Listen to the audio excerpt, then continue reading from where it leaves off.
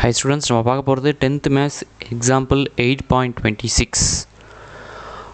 P of A 0.37 and P of B 0.42, P of A intersection P B 0.09 எனில் P of A union B ஐ காண்க. இதுதான் question. சரியா? இப்போ என்னென்னா நம்மளுக்கு ப்ராபபிலிட்டி ஆஃப் அடிஷன் தேரும், கூட்டல் தேற்றம் தெரியும். என்னது?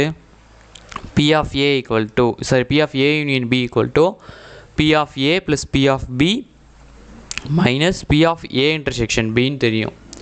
இதில் என்னென்ன வேல்யூலாம் கொடுத்துருக்காங்க? P of A ஓட வேல்யூ 0.37ன்னு கொடுத்துருக்காங்க. P of B ஓட வேல்யூ என்ன? 0.42ன்னு கொடுத்துருக்காங்க.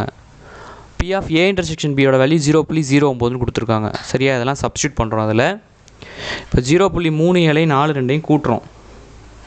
0.37 0.42 கூட்டுறோம். என்ன வரும்? 0.479 வரும். சரியா?